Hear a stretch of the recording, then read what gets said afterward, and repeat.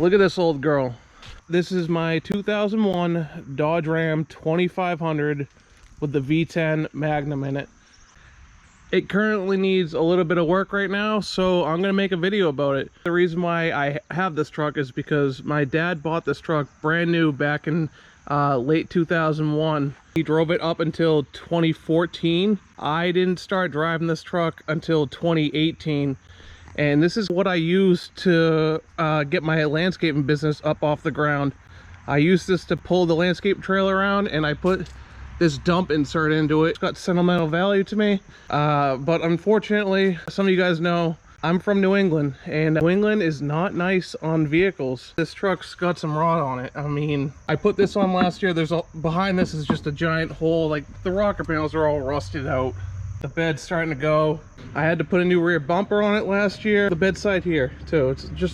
It sucks. But the frame itself is good. These second gen Dodges, they look really good, but unfortunately salt melts them away. But I had this thing all oiled up and fluid filmed to kind of slow the rust down anyway. This sport front end on it, like the whole painted front end, the different front bumper, the different grille, the sport headlights. Damn, they can make a good looking truck.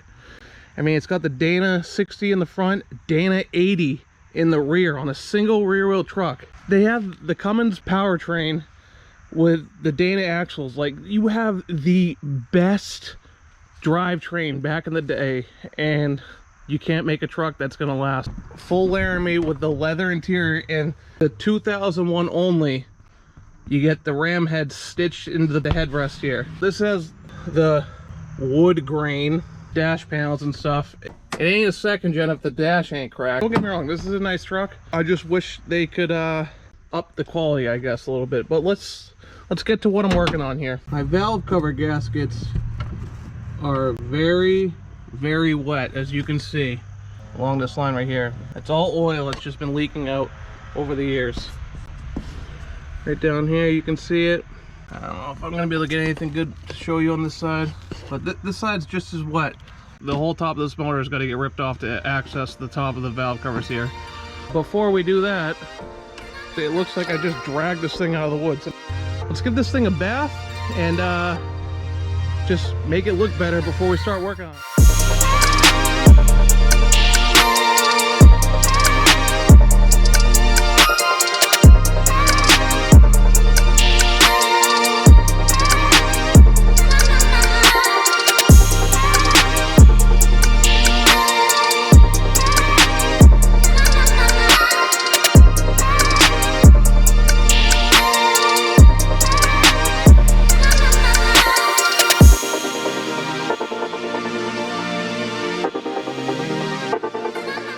Wow, it got dark on me quick. That's what happens in the fall time around here. It is very hard to see in camera, but dang, this thing looks literally a million times better. I will catch you guys back up in the morning in 3, 2, 1. I have not washed this truck in so many years. Look how nice this looks now. I mean, the hood and roof were literally black. I really wish it didn't have so much rust on it, and honestly, from 20 feet away, it looks mint.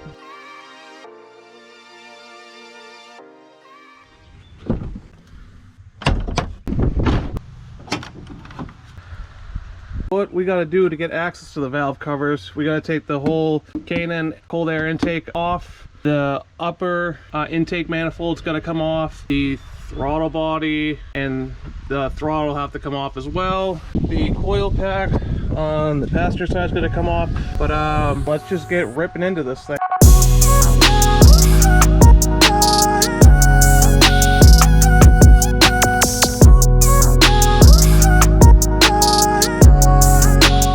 Alright guys, this is honestly kind of a larger project than I anticipated. There's a lot of stuff that's got to come off on this. I'm just trying to keep organized as possible, and I'm gonna have to separate the driver's side plug wires from the coil so I can flop this up and over and out of the way. I'm gonna focus on doing the harder one, the passenger side valve cover first, because that because you got to take the upper intake manifold off. The driver's side should be a little bit easier. I can probably do the passenger side, put all the coil pack back on, the intake manifold back on, and then I can work on the driver's side. So I'm going to do all this stuff first and knock that out. I'm going to mark these plug wires so I know which one goes where.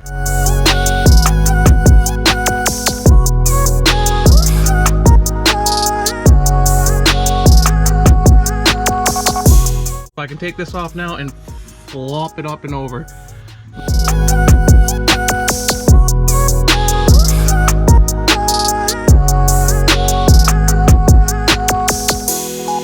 I think I'm gonna have to pull the upper radiator hose off to slide it past. It's really gonna make a huge mess of that. Oh yeah, well, not that bad.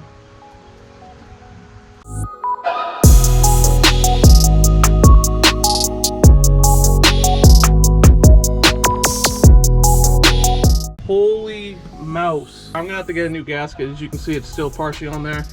I'll put this back on. I just ordered a new upper intake plenum gasket. This one ripped. I mean, you can see there's a piece of it right here. It's junk. So I need to replace this gasket now too. But that thing was a pain in the rear to get off. I'm sure mice have a field day in this truck because it sits a lot warm for them. They stay dry. They probably loved it, but I got to spend some time cleaning it up. I'm going to plug all these holes up. And I mean, after I clean this up, I think I should have pretty good access to this valve cover here. Here's that gasket. It's all ripped apart here. So third bolt back, looks like it has a lot of corrosion on it, the bolt here. Maybe some oil or something down in there so it can move around freely, because that thing feels like it's about to snap. So I'm gonna have to play around with that as well. But let's work on cleaning that up and keep moving along here.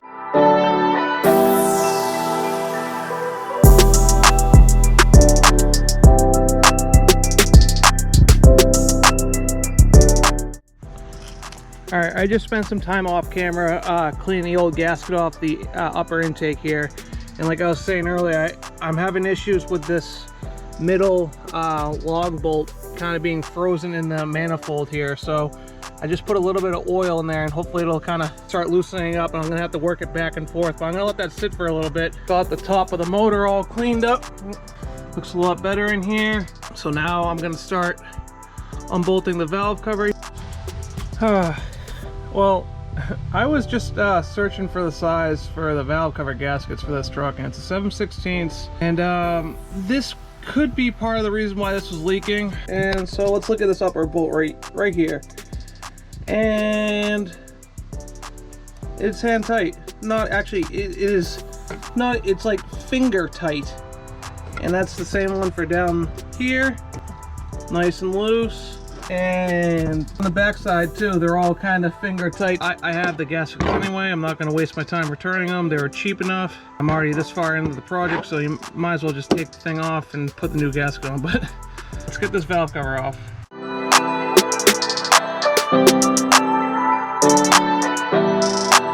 I've already got 4 bolts out and I haven't even needed to use the ratchet yet.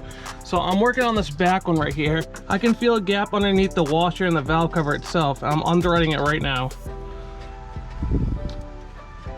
This is absolutely crazy. This is about to come out. Right here, another one out. Haven't 5 of them right here. Haven't even touched a ratchet yet.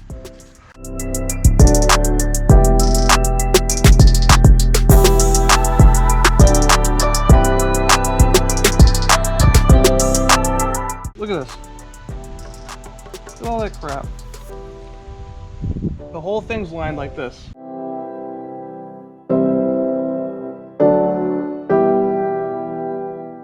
I'm satisfied enough with it. I have about probably a good 85 to 90% of the gunk out of this. There's not much left over. And honestly, it's like really hardened on there. So I think if anything does end up falling off and going back in the motor, the oil filter should pick it up and take care of it. So let's get the old valve cover gasket off.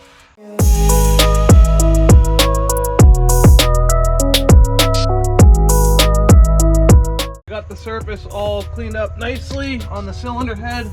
I got my new gasket here. I'm like 95% positive the reason why this thing was leaking to begin with was because I took seven of the bolts out literally with my fingers. These are not supposed to be torqued down. I think they're supposed to be torqued down to like between 10 and 12 foot-pounds. So my torque wrench doesn't go that low. So I'm gonna snug them up a little harder than what they were. I should be good.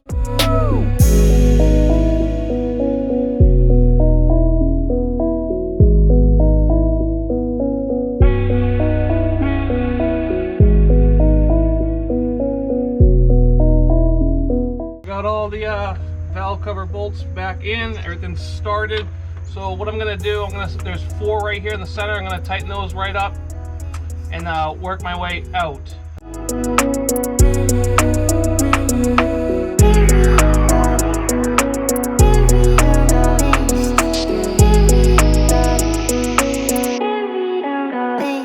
I got the passenger side valve cover all buttoned up and tightened down. I'm very happy with it. You can see the new gasket right there, the blue. I was kind of concerned to see all like the rut and build up underneath. I mean, even like all the rockers and lifters and stuff. The truck's got 160,000 on it. I mean, it's a tired motor, honestly. It is what it is. But now let's start gaining access to the driver's side. Get all these hoses and spark plug wires out of the way. Take a guess and comment down below if you guys think that this side's gonna be finger tight too. Yep, this outer one is loose.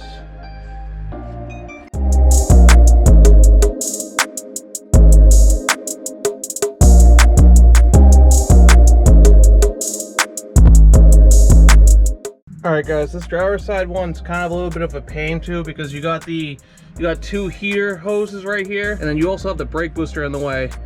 And then on the bottom bolts of the valve cover, like closest to the exhaust manifold, you got 3 of these little tab things here that the spark plug wires hook onto, and then you got these little studs, like this is a valve cover bolt, and these slide in just like this. And they're kind of a pain to pull off because they haven't been off for I don't even know how long. So there's 12 valve cover bolts. These are the 3 that I needed to use a socket with, and they're barely tight.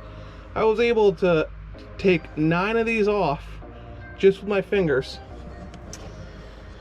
That is definitely why these things were leaking, but whatever. We're in here, we're doing them. I'm gonna be happy that's gonna be done, so let's get this thing out of here.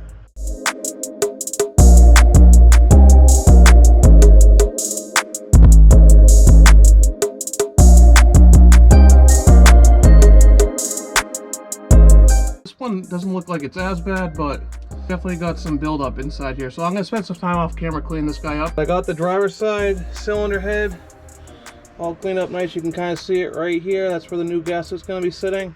I also got the valve cover much cleaner than what it was. Let's put this valve cover gasket and the valve cover on and get going here.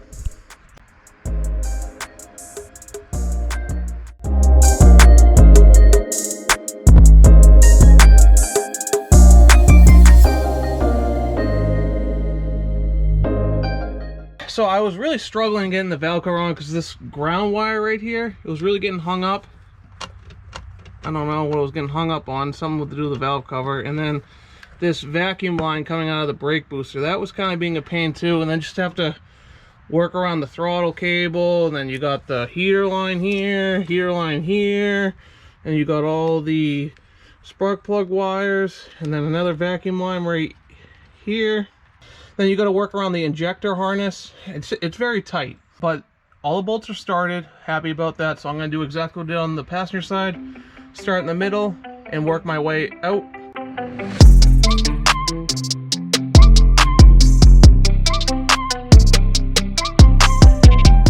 Alright, last one here. Just check to make sure it's snug. Oh yeah. Alright, perfect. Both valve covers sealed back up. I gotta put the injection harness back on the valve cover bolts and all the spark plugs back on the valve cover bolts down here, the wires. Put the breather back on the valve cover, and next thing is to slap that upper intake back on.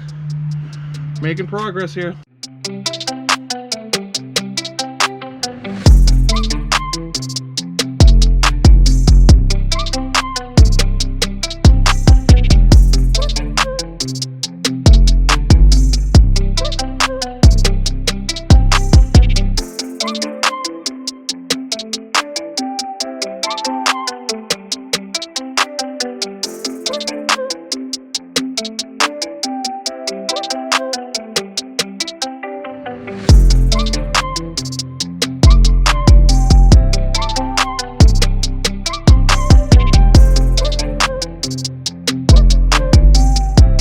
Alright guys, I got the upper intake plenum back on. That was kind of really a pain to hold these back two bolts up. While I was holding those up, I'd have to kind of shift this thing around to kind of line up with the lower intake and the gasket. I got all the bolts started, every single one of them started and hand tight, snugged up. The gasket's sitting properly, it's not bent or damaged. So now I'm going to start hooking up all the necessary vacuum lines. Like I got this one right here, and then there's two back there I got to do as well. You can see one of them right here actually. And then there's a clip on the back that holds this brake booster vacuum line onto the back of the intake. I got to clip on too. So I'm going to get all that set up.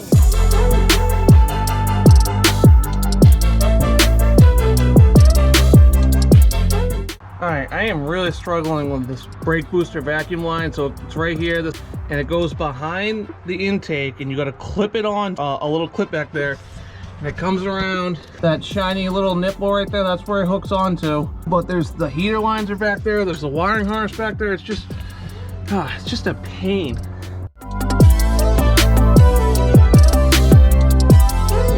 All right, what an absolute nightmare that was. I got it on, kind of see it right there.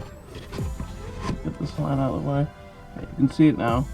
That vacuum line's pushed into the back of the intake, and the clips on and everything. Now my next step is snug up all these lower intake bolts until they kind of stop with the ratchet, because the intake's probably really wanting to lean this way, so I want to make it sit flat. And then I'm gonna do the exact same thing I did on the valve cover, start in the middle and work my way out.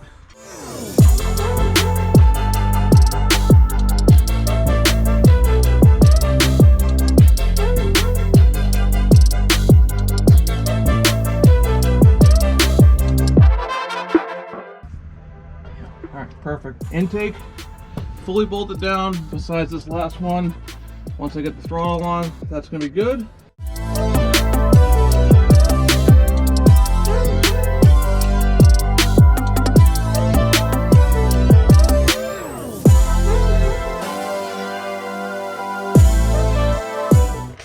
Yeah, it goes to show that you don't want these intake bolts that tight, because this plug wire harness is plastic, so obviously if you rip on it, it's going to probably crack and damage it. And this is just aluminum anyway, so perfect. That's good.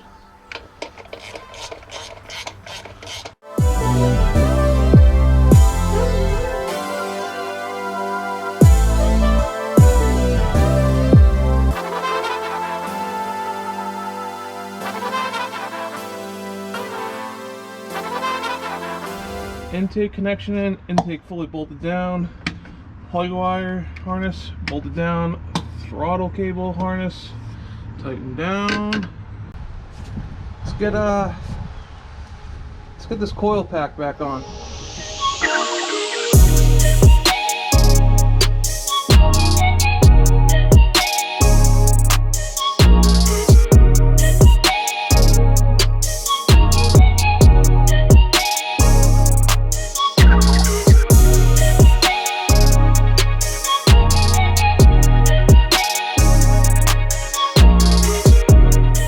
Perfect. I think we're all set on this side, obviously, besides the actual intake. Let's get the throttle body back on.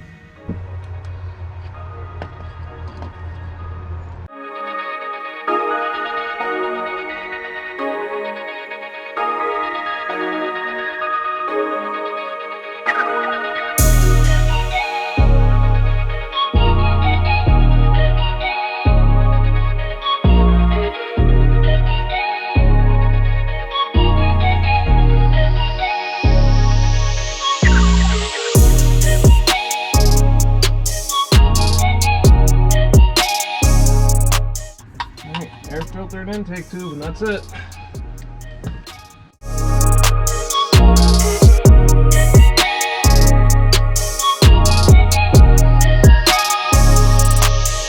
Last piece of the puzzle here.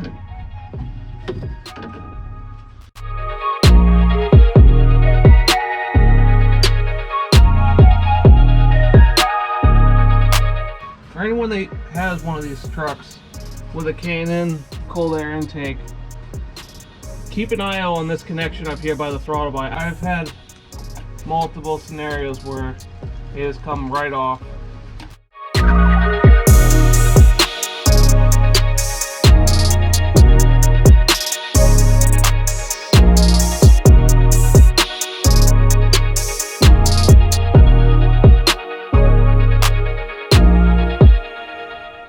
Alright guys, it is the moment of truth. Everything is back together to my knowledge.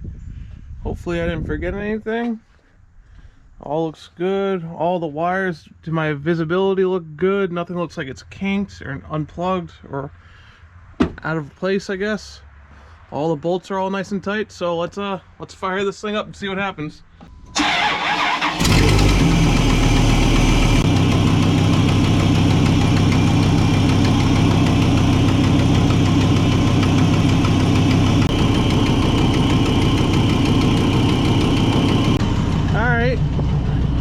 We got a problem here. It don't go. No throttle. Let's go see what's going on out there. Oh, I think I can already see what's going on. Yeah, that's not supposed to be hanging like that. Need to look around and see where that goes. Alright guys, so somehow this little throttle rod right here came undone from one of these cables, so I gotta pop this back off and see if I can reconnect it and figure it out. Not a big deal. I'm sure a bunch of you guys were just laughing at me. Why wouldn't I just think it goes on the throttle right here? Like, this is literally where it goes, right? Boop. Done. You meat stick. Try it again.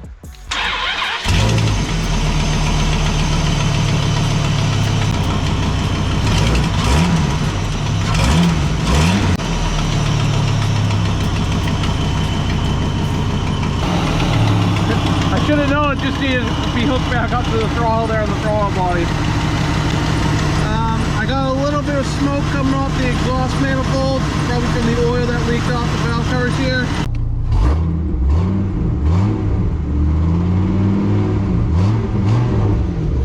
And now you can see it.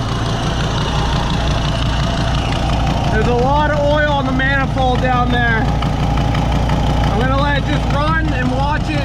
It should clean up after a couple minutes, I would assume. Alright, I've been letting this thing run for a while. Oil pressure's good. Temp's good. No lights on the dash. It's running smoothly. I don't see any sort of leaks or anything misplaced. Everything looks nice. It's still just smoking off the manifold down here, pretty bad on the passenger side. A lot of oil came out when I popped that valve cover off, so that back cylinder on the manifold is really kind of coated in oil. So I think this thing's safe enough to kind of go take it for a drive and see if we can kind of clean up that smoke a little bit. First things first, when you have a sport second gen Dodge, this is a must when you're driving around. Markers with the fogs on. It's daylight out, so it doesn't look that good right now, but once the sun starts going down, these trucks look sick. All right, let's go for a drive here. Let's see if we can clean up that smoke.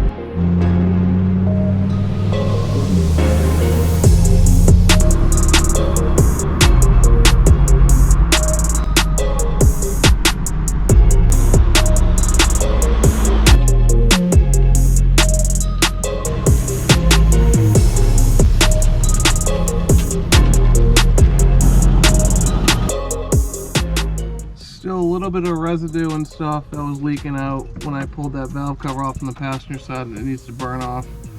I've been driving this thing around town for, I don't know, 20 minutes now, but I'm sure it probably needs more time than that. But this valve cover job is completed. So I'm sure some of you guys heard the passenger side exhaust manifold leaking.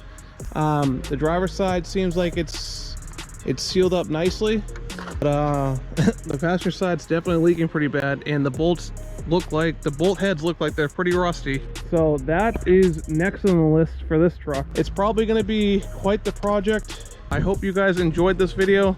Give it a thumbs up, comment down below what you want to see. So I will catch you guys on the next one.